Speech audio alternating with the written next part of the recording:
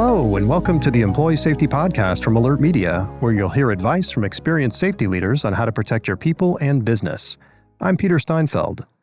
Today, I'm talking with Adam Korn, Director of Safety and Security and Training and Development at GoFundMe.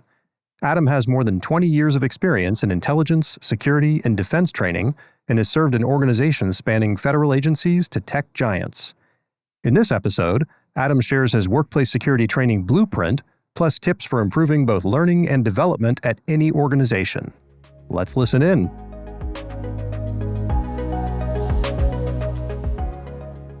Hey, Adam, thanks so much for being here today. Hey, Peter, great to see you. Excellent. Well, let's go ahead and jump right into it. So, starting at the highest level, what are some of the core components of building effective workplace security training? At the highest level, first things first, make it fun. Make it fun and interesting. And there's all kinds of ways to do that. The first and foremost is figure out a way to make the onboarding to training and development fun. And when I say those three things, the three pillars, the three critical pillars of having an effective, onboarding training development program, you got to make sure that they're all kind of themed. So it's not, people just don't call it what they are. Brand it, make it interesting and fun and thought-provoking. So if you have the first pillar being onboarding, maybe you call it launching pad and that sort of thing, and have a theme there where you can intertwine stories and all the onboarding material that you give your employees. Same thing with training. Maybe instead of just calling it the training program, you call it rocket ship. It's something that people sit in and takes into another destination. And then for the professional development program, which is a third pillar of the whole program, is professional development, and maybe perhaps call that Galaxy Quest. And we'll reach the heavens and the stars by building upon their knowledge and all the professional acumen. So I think that's essentially the biggest elements of the foundation, at least, of having a successful program. Can you have too much fun? This is serious stuff sometimes. So are there limits that you should put in place? Yeah, you got to read the room, know your audience, know that at the end of the day, like maybe your executives, if you have a training just for them, they're busy people and they don't have time for too many hijinks and jokes. Or if the topic is serious, say you're discussing something like workplace violence and you want to take, there's no tasteful way to make that humorous. It's a, very, very tense subject. But for the most part, a lot of what we do in security is not tense. A lot of it is policy and a lot of it's procedure and just best practices. So such as don't forget your badge. If you do forget your badge or lose it, make sure you report it. Don't tailgate. You can make most of security topics and emergency preparedness topics fun and engaging, interesting as possible. Well, what's your approach to instructional design overall? I use a variety of different adult learning theories. There's some really great ones there. I won't go into too much detail what they are because each one of them is probably a university course, in themselves. But there's Malcolm Knowles' 6 Assumptions of Adult Learners. There is Bloom's Taxonomy, which is a great way to build out your learning objectives to make sure that they are reasonable and clear. And then the last one is ADDIE. It's actually an instructional designing model that came out of the military after the Vietnam War, and it stands for Analyze, Design, Develop, Implement, and Evaluate. And when I start to try to figure out what is the best teaching program or instructive program for a company, I first run an analysis and I really figure out what exactly are the teaching and training needs of the organization. And I try to boil it down into what is the problem I'm trying to solve. And then I move over to the design phase. And the design phase is the solution. The solution just might be various types of modalities of training or really onboarding people for success. And then I move on to development, whereas I build out the training module. And it could be any different modality or combination of modalities like e-learning modules and videos and interactive discussions. And then I implement it. And I really kind of see how it goes. And then I do some surveys and get some data, some analytics on how effective or ineffective or neutral the training was. And I evaluate it, very closely. And then I try to make another iteration through the analysis phase. So I repeat the cycle and then improving the training for the next iteration, because training isn't a stagnant thing. It is a very cyclical nature throughout the entire year or 5 years or 10 years. As you think back over your career, have you seen any eye-opening things as you've gone through that process? Like, wow, I thought this would be great in theory, and oh, that did not work. Yeah, what I've noticed is that you have to be sensitive to the different types of learning styles. And it's very easy to mirror. You assume people see the world the way you see them. And I've gotten feedback recently, like a few of my trainings, like one of the trainings I love building out is cartoons. And that entertains me to no end. Then I got feedback saying, hey, Adam, some of our people hear like more text. They want more text training. They don't want to watch a video. They'll watch it, but they won't retain any of it. And sometimes it's really important. So they have to watch it over and over again. And what some of the learners were doing was writing it down like as they were watching the video. And they were thinking to themselves, this would have been better as a text for me, or this subject matter would have been better as text for me. So, it's really understanding your audience and knowing that sometimes you're going to have to make the same training module in different modalities. You might have to make a video followed by a discussion, followed by an e-learning module, followed by just a simple one-pager. There's no problem with an organization making several different modalities of the same training as long as they're all updated and maintained the same exact way. No, that's a fantastic point. And you were just making me think about the trainings that I sit through. We all do, working for organizations. Every year you go through standard trainings. And for a long time, it was the person just speaking or you're watching a video. And I read really, really fast. So my preference is to have everything printed out and I can just scan through it in about 1/4 of the time it takes someone to say it. So that's my preference. And you're right. You really have to think about that. So that's an excellent point. And it kind of leads me to my next question, which is how do you ensure that the program is delivered effectively? Because I can imagine that you come up with everything in theory, but actually rolling it out in reality could be quite a challenge sometimes. Well, you have to make sure that training is the solution you're really looking for. There's many times where since, if you're the director of learning and development, and I happen to be, the director of safety and security, which is composed of lots of trainings, sometimes we have an issue where a team in the company will come out to me and they'll say, look, we have a problem. We want training to fix it. And then I'll say, well, what's the problem you're trying to solve? And then they really can't articulate it. If they can't put it in one sentence, they really don't understand the problem yet. So as a part of my ADDIE process, I go through the analysis phase with them and I say, well, let's figure out the problem you're trying to solve. And then I ask them another question. I say, okay, now that we know what the problem is, can it be solved with training? Because sometimes they discover the problem they're trying to solve can't be solved with training. Maybe they hired the wrong people with the wrong skill sets for a particular operation. Or maybe they have really poor policies in place and people know what to do instinctually, but they don't want to deviate from policy. So maybe policies need to be updated and rewritten. So it's amazing how often people will come to me with training because it's kind of like when your doctor doesn't know what's wrong with you medically. Sometimes to buy time, they'll say, well, get some blood tests done. And they're doing that not because they need the data from the blood test. They're trying to buy time for like the situation to resolve itself. So I feel like sometimes when, say, a director of a department gets feedback from their executive team that they're falling short in some way, it's easy for them just to say, well, I have told training to fix it. And training's working on it because it buys them weeks or sometimes a few days or a few weeks to sort of wait for the problem to either resolve itself and they can also say, well, we're waiting on training, and it promotes an inaction on their part. So sometimes you got to not let the requesters get away with that. You have to really kind of hold them accountable. And that takes some conversation and a lot of trust building. Yeah, that's interesting. It seems like people oftentimes want to just give up immediately and transfer their problems to someone else to solve. Yeah, it's not even malicious. They're just busy. And smart people delegate and take shortcuts all the time. And that's what smart, good business people do. So I never interpret it as people are trying to offload work on me. I think they're legitimately trying to solve a problem, but looking for, the quickest fix imaginable. And sometimes the quickest fix isn't the best fix.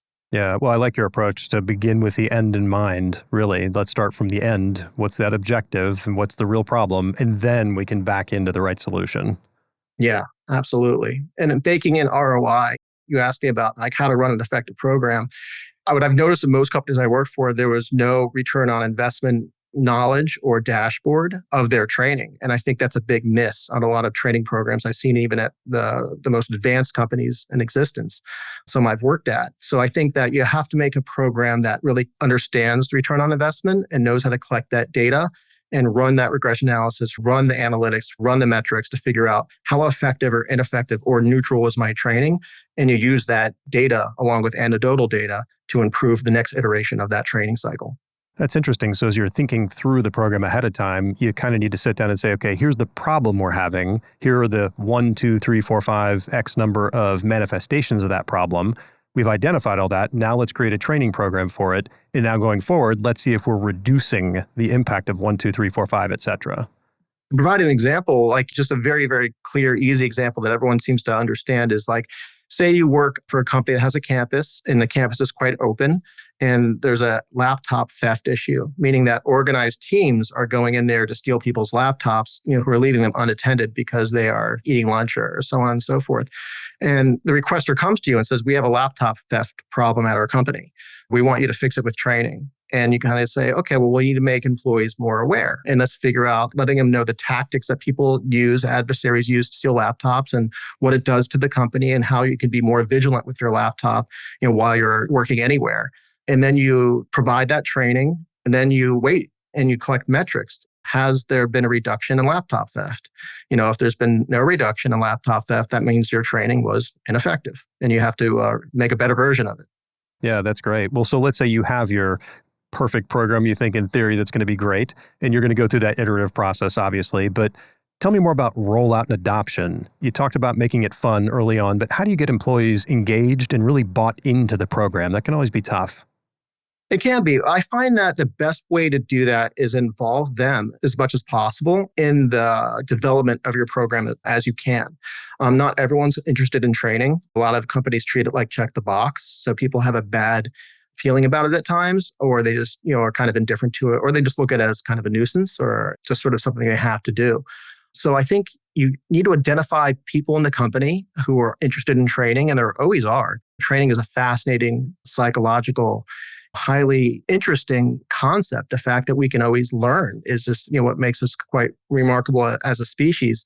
So it's not hard to find people throughout the company who would be interested in being a part of a focus group, and let them have a major voice in the way that you build and develop and deliver your program. And don't just make it one and done. Make it an ongoing thing. Make a focus group that meets once a quarter, and you essentially do a dissertation on what your program is and how it's going. And you tell them, as you're taking our training, we, of course, you fill out surveys, but we want you to also take notes so we can discuss it of how we can, improve things for next time.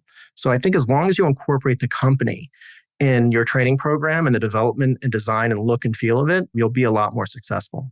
Yeah, I think people have a sense of ownership when they're involved. And, when I think about training, I don't know if the right word's misnomer, but training is just the tip of the iceberg. It's really a process to get better.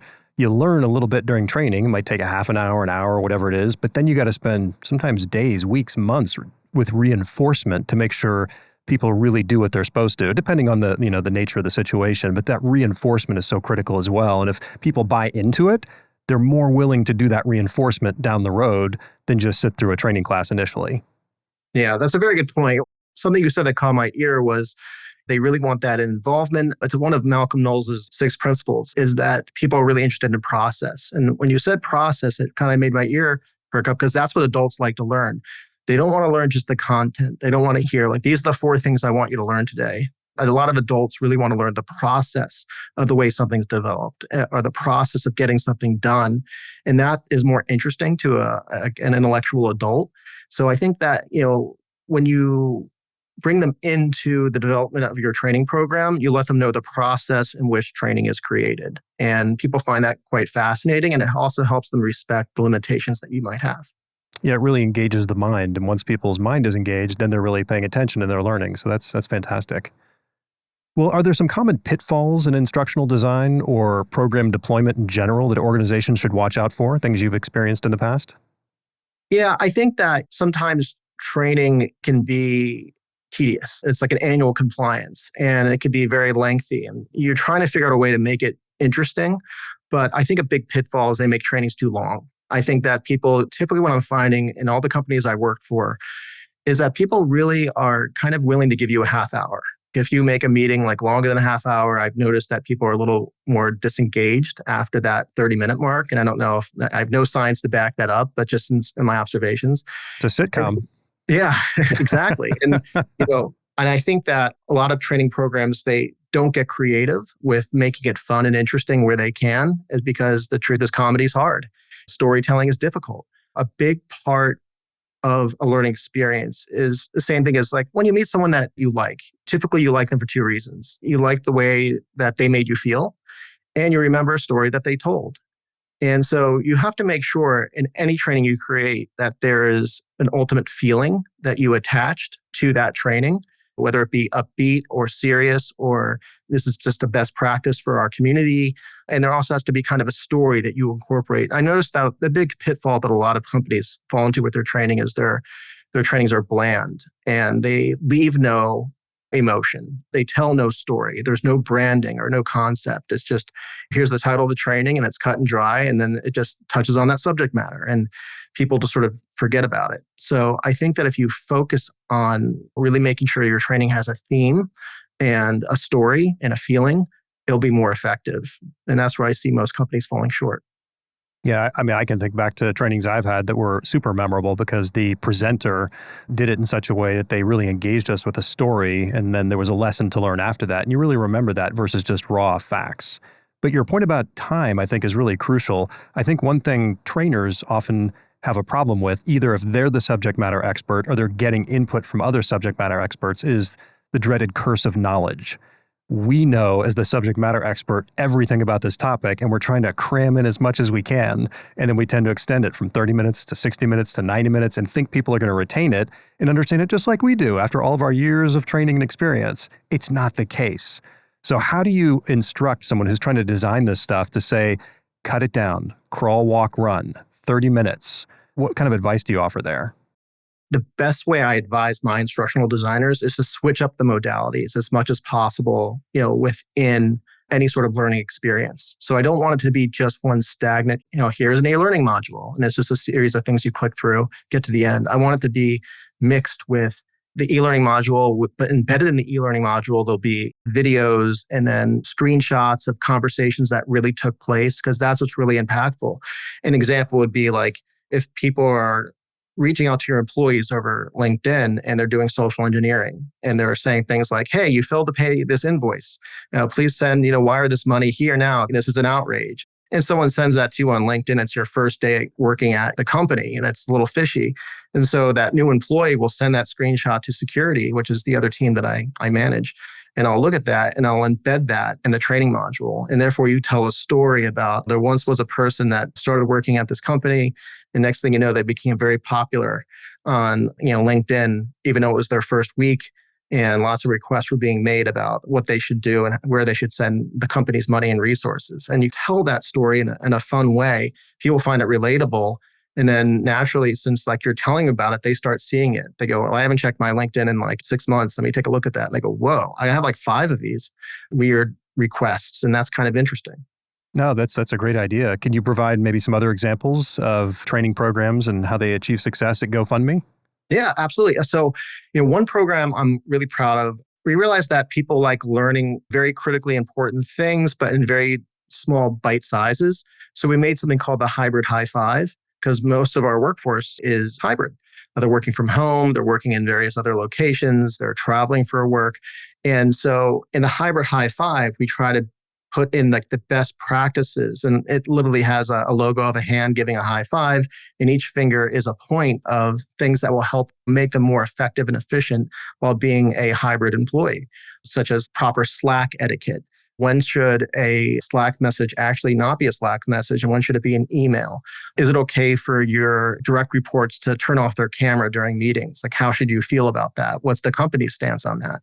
There's so many different little details that we give. And there's a regularity to it. So we give a hybrid high five every month, and they might not be thrilled about a huge training experience, but if they have one visual, and it's this logo of a hand with 5 points that will help them be more effective and efficient at work, and they can click on each one of the fingers, and then a drop down that explains what the tip is.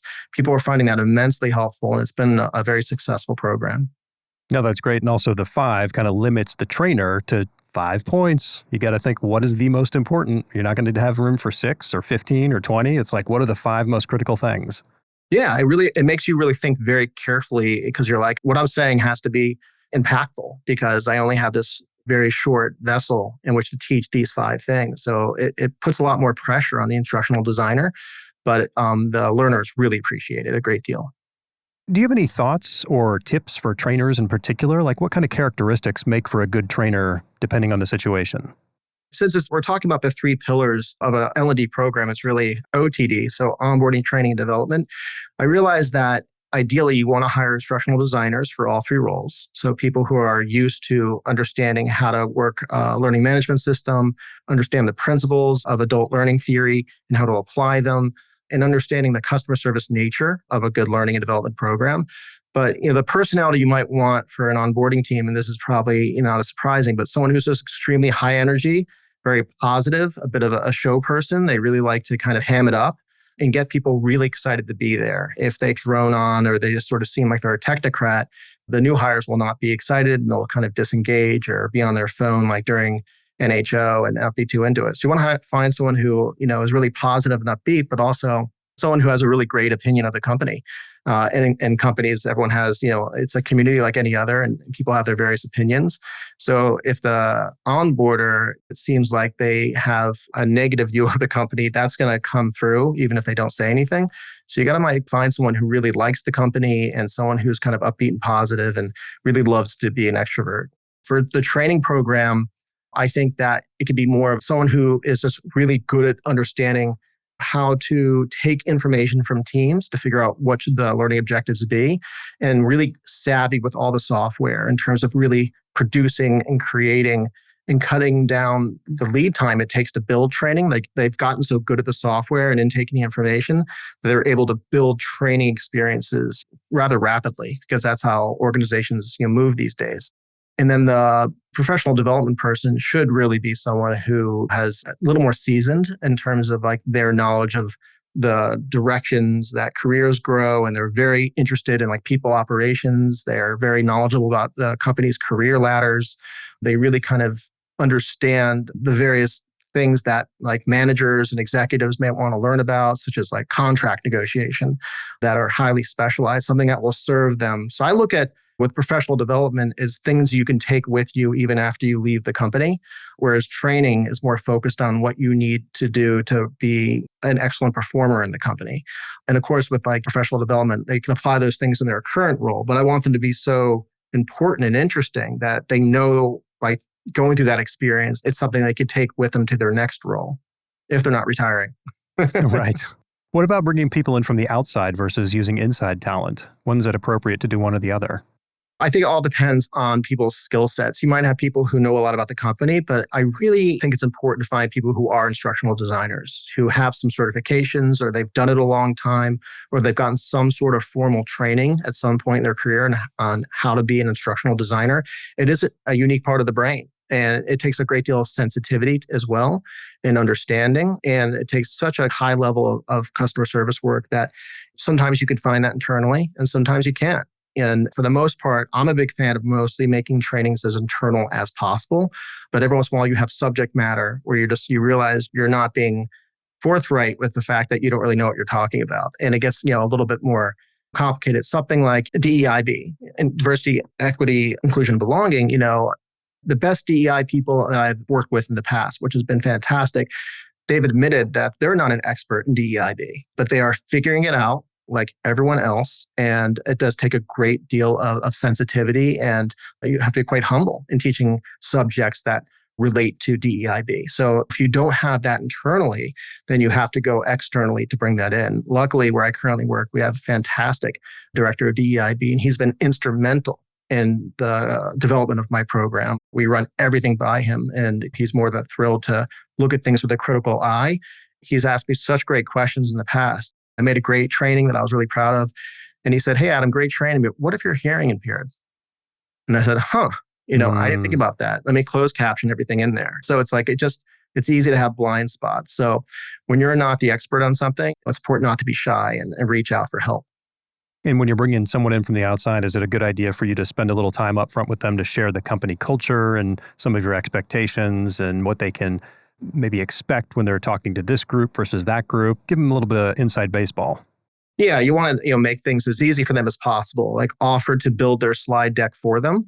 And anything that they are going to show, make sure that you get it vetted. Make sure you look at it, make sure that your director of DEIB looks at it, and say if it's something like on cybersecurity, make sure that your CISO looks at it to make sure it jives with their program. You don't want employees to be confused. So you have to make sure everything is well vetted before anyone sees anything. That is an excellent point. Well, do you have any other memorable experiences around training that are maybe outside your current role that you could share? Something that kind of was impactful for me that I think it might be interesting to other people. When I first got involved in adult training, I was an acting professor at National Defense University, which is at Fort McNair in Washington, D.C. And I was working at a government agency, and they detailed me to teach there for 2 years. And while they were teaching me there, that's where I learned about how to be an instructional designer and building theories, working off really good theories and incorporating it into everything you're training and learning to people who are hungry for knowledge and they're going to use it in the field. So you have to get it right. But I wasn't a very confident teacher when I first started. And I'll tell you what made me confident was, I remember it was before I was going to teach my first class to a bunch of military officers. They were lieutenant colonels and above. And I had my entire class, my presentation, and I had notes with me. And I first gave it to my supervisor before anyone else saw it. I said, let me go through the entire class with you. It's like 2 hours. And let me get some feedback from you. And I did it, and I did a great job, but I was carrying notes the whole time. And he said, hey, Adam, in all my education, I've never seen a professor carry notes around. They know the material, and then they speak from the heart. And I didn't feel confident in that. And he said, when you teach this class tomorrow, I don't want you bringing your notes. I just didn't have the confidence yet. So I brought in my notes anyway. And he was sitting in the back of the classroom. And I remember I started saying, hey, introduce myself to the class who I've never met before. And I was about to jump into subject matter. And he stood up and he said, hey, mind if I pause class for a sec? And he grabbed my notes out of my hand and he just walked out of the classroom. And so, Wow. I didn't have a crutch anymore. But it's it's a feel-good story because I ended up teaching the class just fine. And it's kind of like one of those after-school specials. It turns out I had the knowledge all along. But that was something that I realized that how much I really enjoyed teaching and how exhilarating it can be and how interesting it can be. So if your other listeners are having reservations about building an effective program, and there might be a variety of reasons for that, I would say just jump into the deep end with both feet and you'll find your teaching voice. You just got to be confident and really learn from people who are excellent teachers and ask them for advice. They're always happy to give it. That's great. Great story, great feedback. And it seems like when you get in front of people, it should be more like a conversation that you're having with them, not like you're just spraying words at them. And that can only come from the heart. Yeah, absolutely. Especially with adults. They don't want to be lectured. They want they want you to relate things to their experience. They want you to give them knowledge that they can use today. They want to play a part in the development of your learning objectives. So sometimes you make it a communal thing. As you're teaching in class, you said, based off this subject matter, what do you think our learning objectives should be today? And then you write them up on the board when you're having a class facilitation. I know that's kind of old school, but that's something I found particularly helpful. Yeah, that's ownership right there. Well, as we start to wrap up, do you have any final thoughts or advice for our listeners on how to improve security training or just safety in general at their organizations? Anything you're really passionate about? Yeah, I would say truly invest in onboarding, training, and development. And when it comes to safety and security, it's really going to benefit the organization. I really want to also reiterate how important it is in all of your training and learning experiences, incorporate two major elements. One is a feeling, an emotion that you want your learners to have while they're going through the experience, because that will help them remember it, and it will determine whether they liked it or disliked it. And the other thing you want to incorporate is a story. If you could figure out a way to incorporate the story, people will remember stories more than they'll remember content. So it always pays to really put the work up front and bake in your emotion, your feeling, and your story in every training experience that you deliver. I love that advice. Bury the content in the feeling and the story. Absolutely. Excellent. Well, Adam, thanks so much for being here today. I really appreciate it. Thank you so much for the opportunity. It's great to meet you. Likewise. To learn more about Adam and his work with GoFundMe, click the links in the show notes. Tune in next week for more expert advice to help you protect your business and people. For video highlights from today's episode, just search for Alert Media on YouTube. Please remember to subscribe, rate, and review wherever you get your podcasts. Have a safe week, everyone. Thank you for listening to the Employee Safety Podcast from Alert Media, the industry's most intuitive emergency communication and threat intelligence solution. To learn more about how to protect your people and business during critical events, visit alertmedia.com. Until next time.